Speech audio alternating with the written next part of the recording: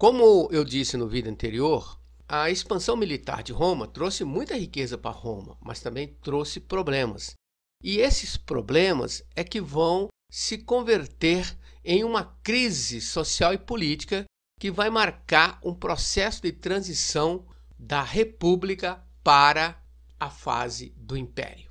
O primeiro problema que podemos destacar é a instabilidade política. Isso aconteceu, pessoal, porque você lembra que surgiu uma nova classe social poderosa com a expansão, que foram aquelas pessoas que se enriqueceram com a expansão territorial de Roma, e essas pessoas ficaram conhecidas também como classe equestre.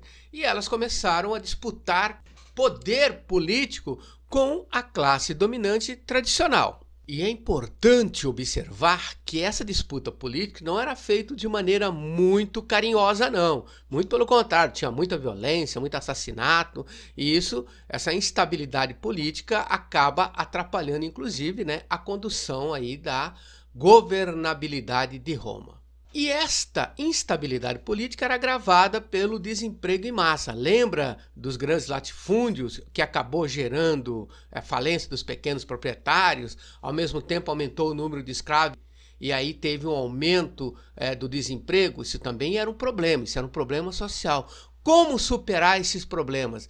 E nessa tentativa de superação surgiram então 2 tribunos da plebe no governo de Roma que tentaram encontrar soluções. Foram os irmãos Tibério e Caio Graco. Eles governaram em tempos diferentes, mas eles tentaram encontrar uma solução para resolver esse problema social. E entre as suas propostas para superar esse problema estão a lei agrária e a lei frumentária. Nenhuma delas agradou a elite tradicional, principalmente a aristocracia rural, os grandes proprietários de terra. E o que propunham estas leis? O que propunham estas reformas? Simples. A lei agrária propunha uma reforma agrária, ou seja, distribuir terras para os camponeses, utilizando as terras do Estado. Veja o que eu falei. Fazer uma reforma agrária nas terras do Estado. Não ia mexer com a terra privada. E a lei frumentária propôs vender trigo para as pessoas mais necessitadas a um preço abaixo do custo. Naturalmente, com o governo subsidiando. Nenhuma dessas propostas, pessoal, significava prejuízo para os grandes proprietários, mas mesmo assim eles não aceitaram e impediram a reforma. Como? Simplesmente assassinando esses irmãos. Um deles foi, diz os historiadores, foi obrigado a suicidar-se.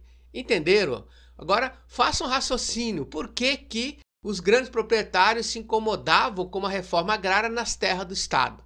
Isso é só uma questão para você fazer uma reflexão. Bom, isso foi um dos acontecimentos no processo de transição da República para o Império. Isso foi um dos acontecimentos bastante marcantes nessa crise da República.